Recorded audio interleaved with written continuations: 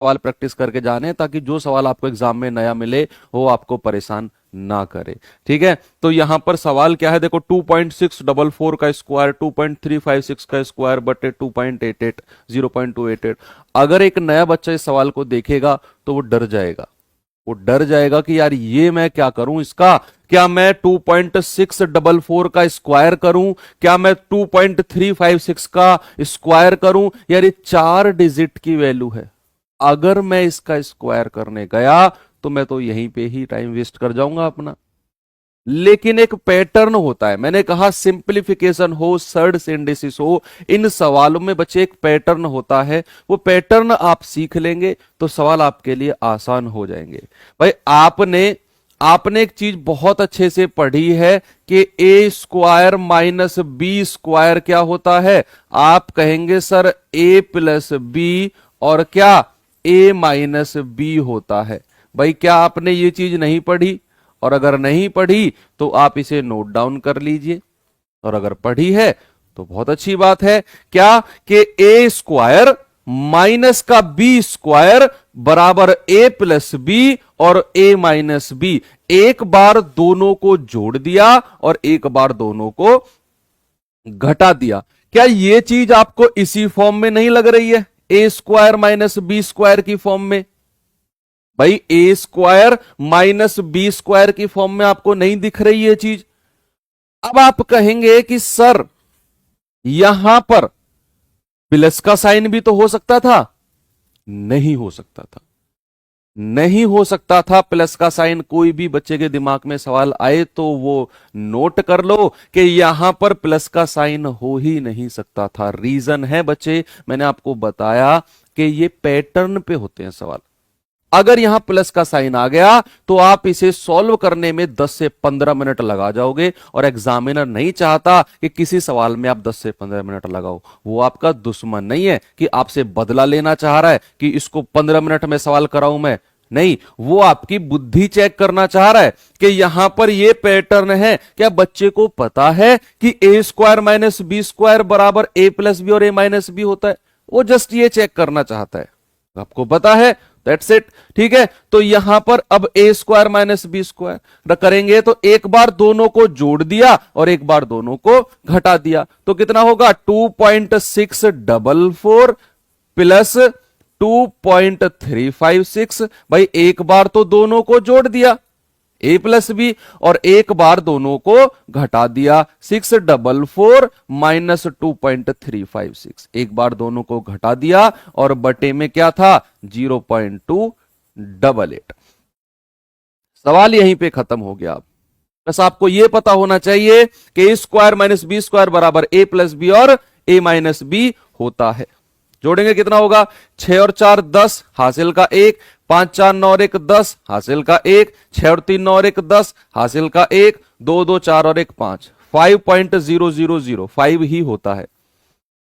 गुणा कितना घटाएंगे, 14 में से 6 गए 8, 13 में से 5 गए 8, 6 5 में से 3 गए 2, 0.288 बटे क्या था 0.288।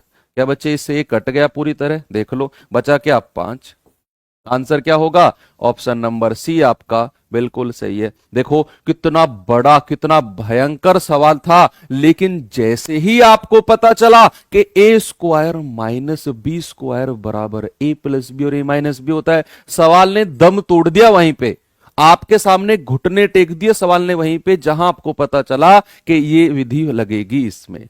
ठीक है, चलिए इस सवाल को करके दिखा दीजिए फिर मुझे, बहुत जल्दी से, बहुत ही स्पीड से सभी स्टूडेंट मुझे इस सवाल को करके दिखाएंगे बच्चे।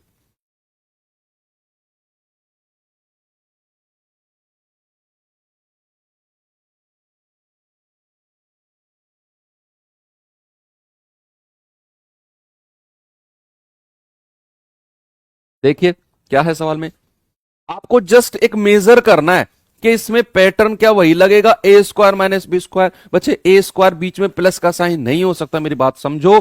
प्लस का साइन आ गया तो फिर आपके पास कोई चारा नहीं बचेगा कैलकुलेशन के अलावा, इसको स्क्वायर करने के अलावा। और एग्जामिनर कभी नहीं चाहता कि आप स्क्वायर करें, उसको पता है कि स्क्वायर करने में टाइम लगेगा। इसीलिए वो नहीं चाहेगा कि आप इसका वर्ग करें। चलिए, तो सवाल क्या है? सवाल है भाई ये दिया हुआ इसका वर्ग माइनस इसका वर्ग। क्या अभी आपने नहीं पढ़ा ये चीज? क्या बच्चे आपने अभी नहीं पढ़ा कि ए स्क्वायर माइनस बी स्क्वायर बराबर क्या होता है? ए प्लस बी और ए माइनस बी। बिल्कुल पढ़ा है सर। तो लगाइए इसमें जल्दी से आंसर, बताइए क्या होगा भाई? 3.4567 प्लस 3.4533। एक बार जोड़ दिया और एक बार घटा देंगे। 3.4567 माइनस 3.4533। ठीक है, तो जोड़ा कितना है? 7 3 10 हासिल का 1, 6 और 3 9 और 1 10 हासिल का 1, 5 और 5 10 और 1 11 हासिल का 1, 4 4 8 और 1 9 और 3 3 6, 6.9100। और इन दोनों को घटाओगे ना, इन दोनों घटाओगे तो नीचे वाला ही आएगा 0.0034, क्योंकि ये कटना है। तो नीचे कितना है? 0.0034। इससे ये कट गया, बचा क्या? 6.91। कितना बचा? 6.91। ऑप्शन नंबर ए बिल्कुल करेक्ट। तो ये चीज आपको बहुत अच्छे से क्लियर हो गई कि ए स्क्वायर माइनस बी स्क्वायर का फॉर्मेट जहां भी आपको मिलेगा, आप तुरंत उसमें ए प्लस बी और ए माइनस बी चिपका के आगे बढ़ जाओगे। ठीक है, बहुत गजब, सभी का उत्तर आ गया।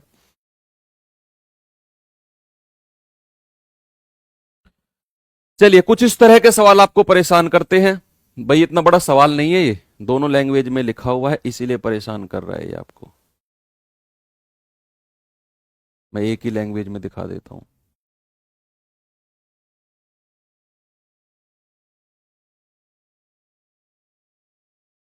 यहां से है ये, है ना? ये है सवाल आपके सामने।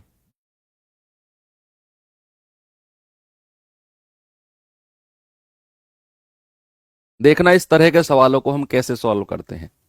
बहुत इजी होते हैं, मगर हम बहुत ज्यादा इजी होते हैं। हमें कुछ सोचना ही नहीं है, सामने वैल्यू रखी दी हुई है उसने, इतना सिंपल हमारे लिए कर दिया है।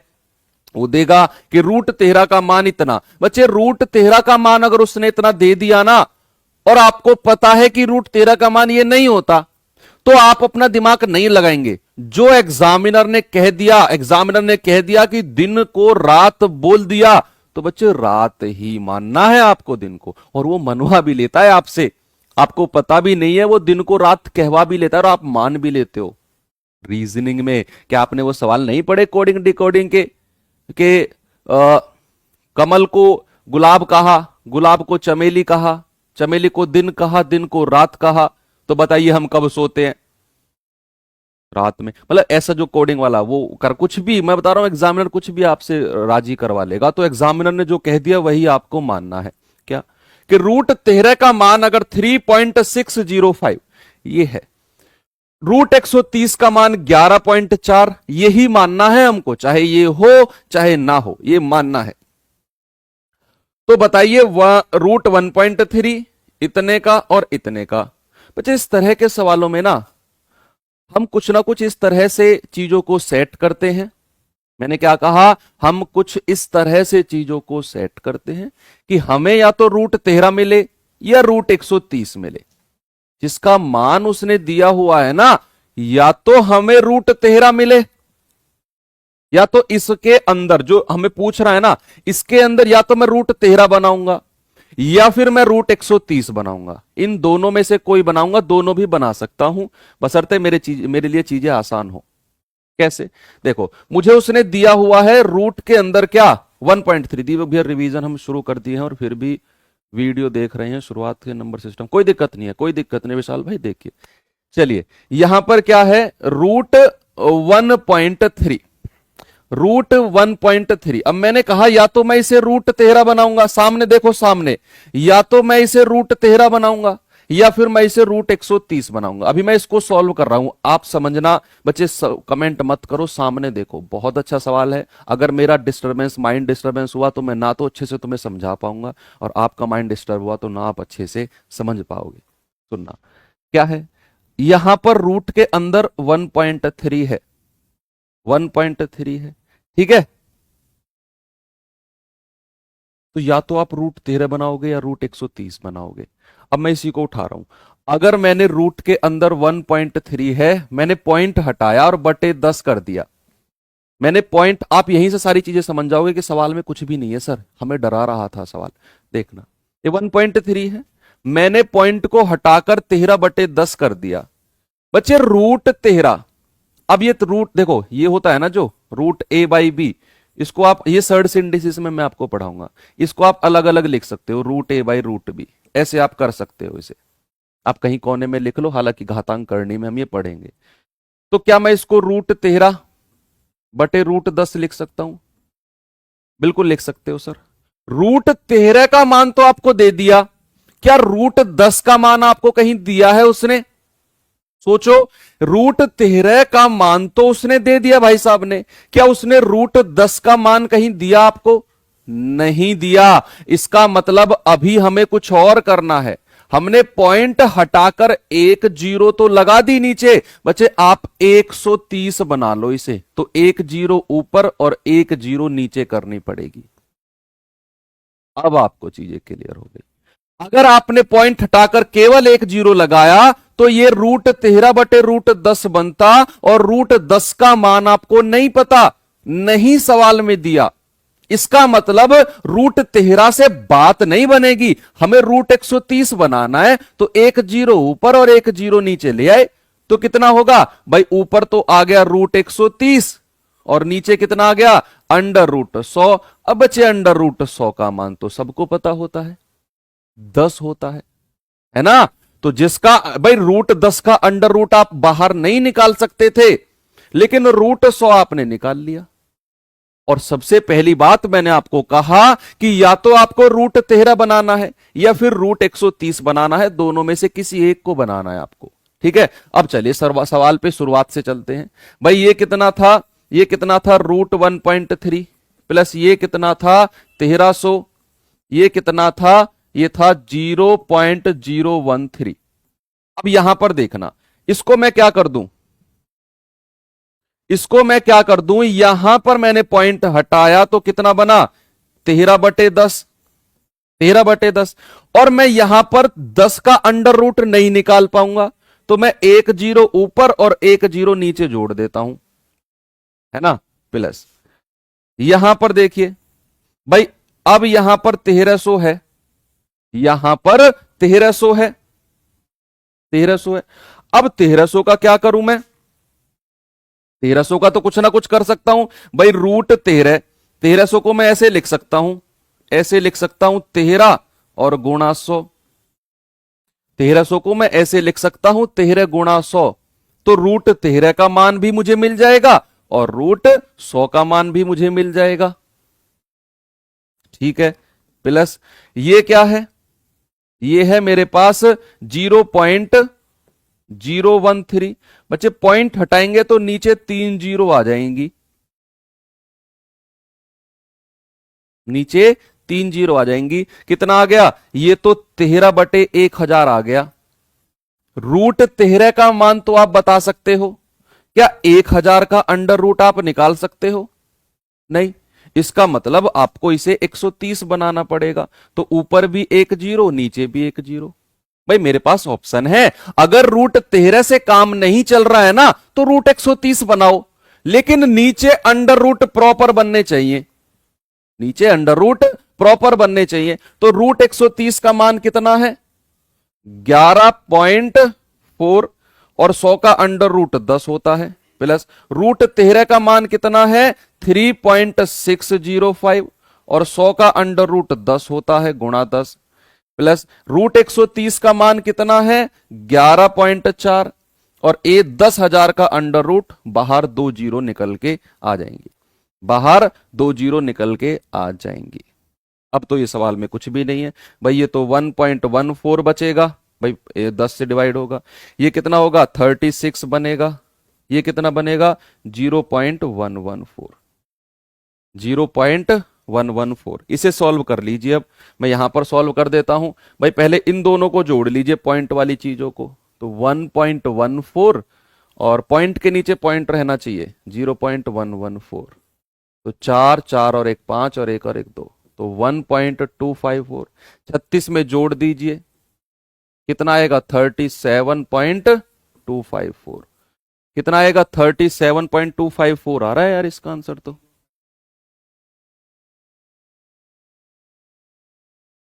अच्छा 05 इसमें भूल गई, ठीक है ठीक है ठीक है, ओके तो ये कितना आएगा 36.05, ओके ओके ओके 0.114। अब ठीक है भाई, अब लिख लीजिए इनको, जोड़ लीजिए तीनों को, तो 36.05, ये कितना है 1.14 और 0.114, जोड़ दीजिए, 4 5 4 9 और 1 10, 1 2 और 1 3, 6 और 1 7, 37.304। ऑप्शन नंबर सी आपका बिल्कुल करेक्ट है।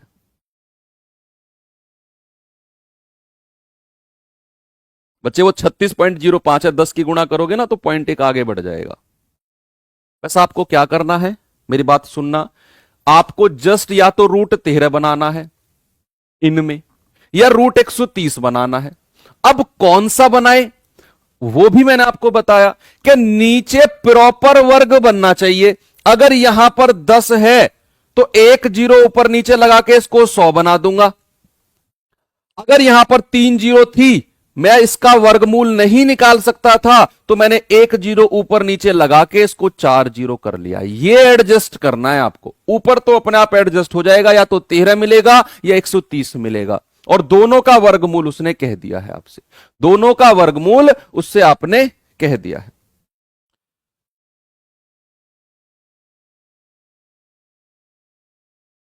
चलिए इस सवाल को करिए,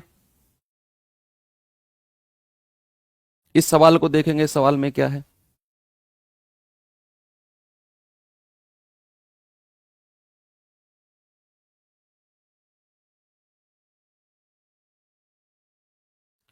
यदि 841 का वर्गमूल 29 है, ऐसा उसने बोल दिया, और होता भी है, अगर नहीं भी होता तो भी मैं मान के चलता, 841 का वर्गमूल कितना 29, ऐसा उसने कह दिया, तो तो सर 9 वाला चैप्टर, 9 वाला क्वेश्चन भी होंगे इसी चैप्टर में, तो ये आपको बताना है कि इसका वर्गमूल क्या होगा।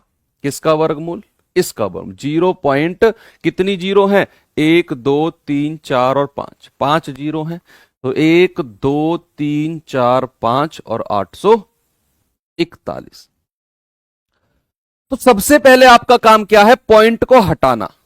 पॉइंट को अगर आप हटाएंगे, भाई पॉइंट को अगर आप हटाते हैं तो क्या करेंगे, पॉइंट को आप हटाइए तो नीचे कितनी जीरो आएंगी, एक के बाद, पॉइंट के बाद जितनी संख्या है, 1 2 3 4 5 6 7 8, 8 संख्या है, तो 8 जीरो आ जाएंगी, 3 4 5 6 7 और 8, 8 जीरो नीचे आ जाएंगी पॉइंट के बाद।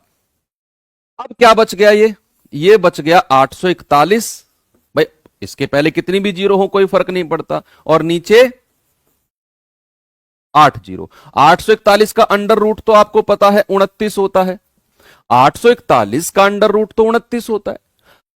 अब ये 8 जीरो है नीचे, तो इसका अगर 8 जीरो अंडर रूट के अंदर है तो बच्चे बाहर इसकी आधी 4 जीरो निकल के आ जाएंगी, बाहर इसकी आधी 4 जीरो निकल के आ जाएंगी। आंसर क्या बनेगा बच्चे, ये आप कंफ्यूज करेगा आपको। देखो जो बच्चों को थोड़ा सा बहुत ज्यादा वीक है मैथ, वो गौर करना, 29/10,000 को कैसे करेंगे आप ना, 29 के पहले ना, 29 के पहले 2-3 जीरो लगा दो, आप 29 के पहले 3-4 जीरो लगा दो, कितनी जीरो लगा दो कोई फर्क नहीं पड़ता। जिनका मैथ वीक है उनको बता रहा हूं मैं, जिनको पता नहीं चलता कि सर ये होगा, ये तो सारे एक से लग रहे हैं, सकल में तो सारे एक से लग रहे हैं सर, ये देखना।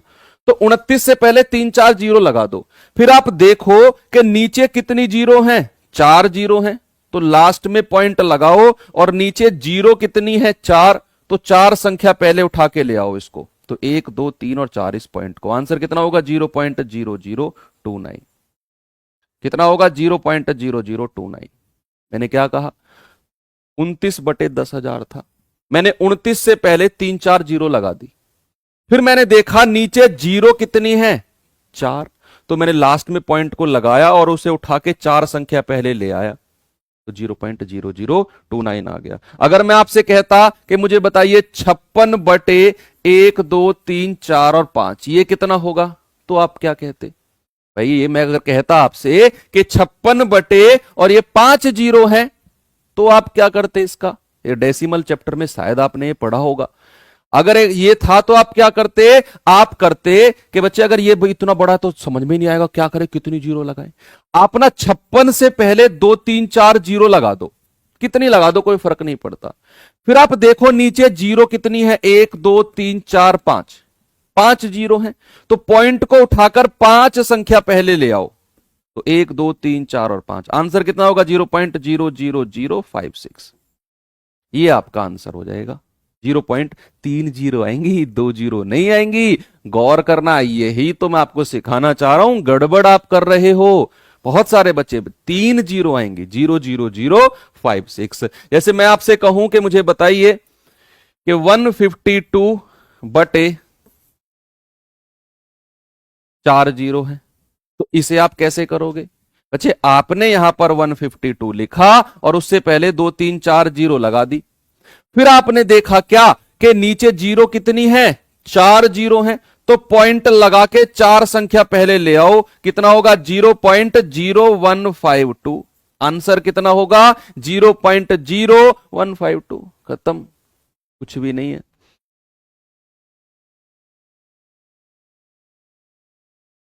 देखो ये सवाल आपके सामने है, ये सवाल आपके सामने है, एक ही लैंग्वेज में रखता हूं मैं ताकि आप कंफ्यूज ना हो। बहुत इजी है। बस आपको क्या करना है बच्चे, जब आप पॉइंट को हटाओगे तो बटे में उतनी जीरो रखना जितना आप वर्गमूल निकाल सको। या तो 2 जीरो होनी चाहिए, या 4 होनी चाहिए, या 6 होनी चाहिए, 8 होनी चाहिए। एक सम संख्या होनी चाहिए, इवन नंबर ऑफ जीरोज होनी चाहिए बटे में। मैंने क्या कहा, सुनो गौर से, कि बटे में even number of zeros, zero की सम संख्या रहनी चाहिए ताकि उनका मैं वर्गमूल निकाल सकूं। ये बात आप गौर रखना बस, और फिर आप सवाल बड़े आराम से कर जाओगे, बहुत आराम से आप कर जाओगे।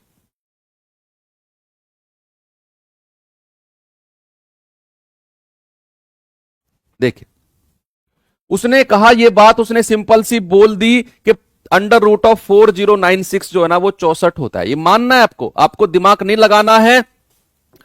4096 का अंडर रूट निकाल के मत देखना कि पहले चेक तो करूं कि 64 होता है कि नहीं, कोई चेक नहीं करना। उसने कह दिया तो मान लो। अगर वो ये भी कहता ना कि √4096 60, तो 60 मानना पड़ता आपको। आप ये चैलेंज नहीं करते कि सर ये तो 3600 का अंडर रूट होता है 60 ना। एग्जामिनर ने कह दिया तो आपको मानना है।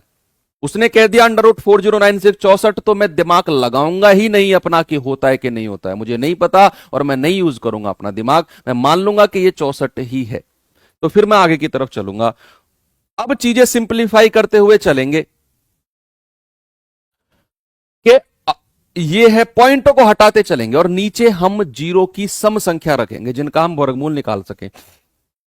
तो देखना, अगर मैं उस पॉइंट को हटाता हूं तो यहां पे मैं अगली लाइन को ही लिखूंगा। ये कितना आएगा? 4096/100।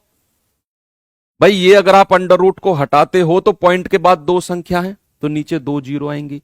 इसको आप देखते हो तो ये कितना आएगा? 4096 बटे पॉइंट के बाद संख्या कितनी है? 4, तो 4 जीरो आ जाएंगी, प्लस 4096 बटे पॉइंट के बाद 6 संख्या है, तो 6 जीरो आ जाएंगी, प्लस अंडर रूट में 4096 और पॉइंट के बाद कितनी संख्या है? 3, 3 6 और 2 8, 1 2 3 4 5 6 7 8। अब आपको एक काम करना है, मेरी बात सुनो गौर से, सामने देखो, सामने क्या कि बच्चे 4096 का अंडर रूट तो आपको डायरेक्ट 64 पता है। काम क्या है जो थोड़ी देर पहले मैंने पिछले से पिछले सवाल में बताया था? क्या मैंने कहा था कि नीचे हमें जीरो की संख्या उतनी रखनी है जिनका वर्गमूल मैं निकाल सकूं। सम संख्या होनी चाहिए, या तो 2 या 4 या 6 या 8 या 10 या 12, कुछ इस तरह होनी चाहिए। 1 3 5 7 9 नहीं होनी चाहिए, क्योंकि मैं उसका वर्गमूल नहीं निकाल सकता हूं। ठीक है, तो यहां पर बफ हो गई, क्लास रुक गई क्या? वीडियो बना और भेज जल्दी ग्रुप में।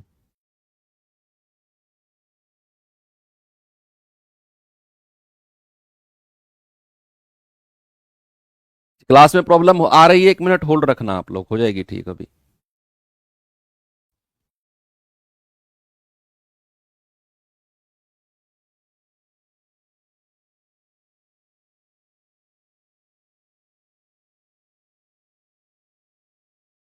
अब ठीक है क्या?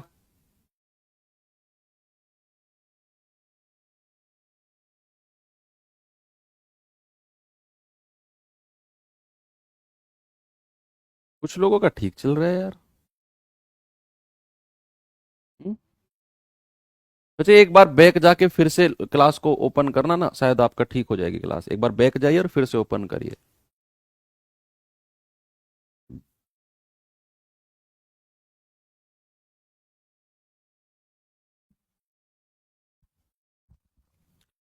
चलिए, तो यहां पर हो गया बफ, ठीक है, हो गया।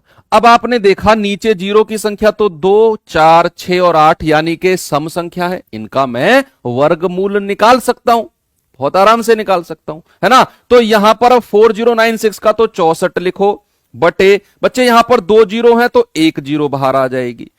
यहां पर 64 बटे यहां पर 4 जीरो है तो 2 जीरो बाहर आ जाएंगी, प्लस यहां पर 64 बटे यहां पर 6 जीरो है तो 3 जीरो बाहर आ जाएंगी, प्लस यहां पर 64 बटे यहां पर 8 जीरो है तो उसका आधा 4 जीरो बाहर आ जाएंगी, उसका आधा 4 जीरो बाहर आ जाएंगी। मैं एक बार रिपीट कर दूंगा, परेशान मत होना, सुनना मेरी बात। अब इसे सॉल्व करने के ना कई तरीके हैं।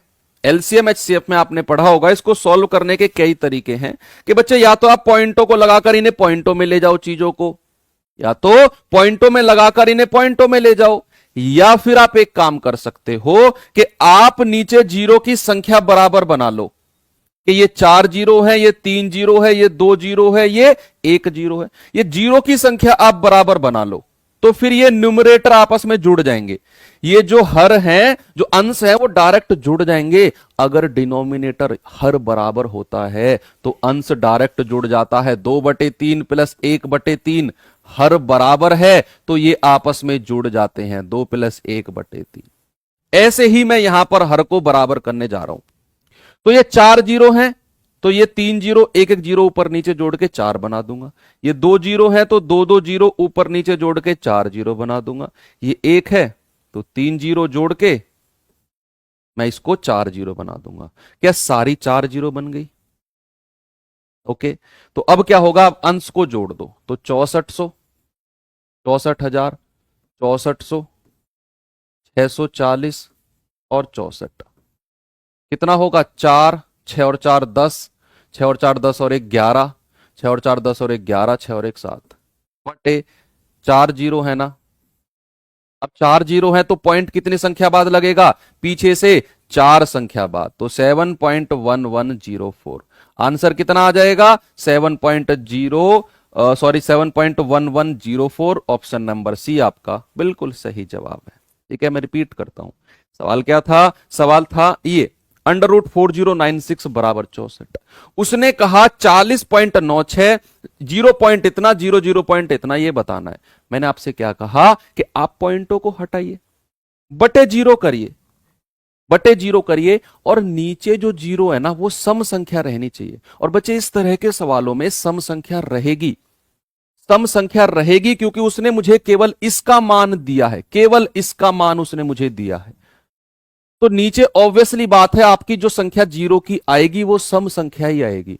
अगर सम संख्या ना आए तो वो मैं केस आपको करा चुका हूं, √13 और √130 वाला। वहां पर सवाल की फिर वो शकल या फिर कपड़े चेंज करके देगा आपके लिए, कुछ ना कुछ वो कुछ ऐसा करके देगा कि अगर नीचे जीरो सम ना बने, अगर नीचे संख्या जीरो की सम ना बने तो आप क्या करेंगे, वो कुछ ना कुछ आपके लिए सुविधा देगा करके, जैसे उसने √13 का मान दिया था और √130 का भी दे दिया था, क्योंकि उसे पता था कि नीचे 5 6 या 5 3 0 ऐसे बनेंगी, इसके लिए उसने 2 की वैल्यू दी थी।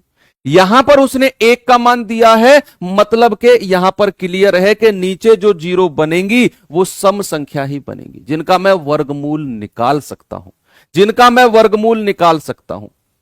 ठीक है, तो यहां पर 4096 का ये आ गया 64 64 64 और 64 बच्चे, 2 जीरो थी 1 जीरो, 4 जीरो थी 2 जीरो, 6 जीरो थी 3 जीरो और 8 जीरो थी तो 4 जीरो।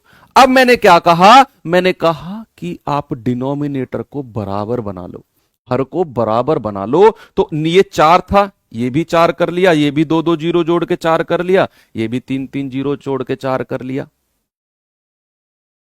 है ना। तो अब ये डिनोमिनेटर बराबर हो गया, तो आप अंश को सीधा सीधा जोड़ दो, कितना आ गया ये और बटे 4 जीरो, आंसर आ गया 7.1104। ओके, बहुत बढ़िया।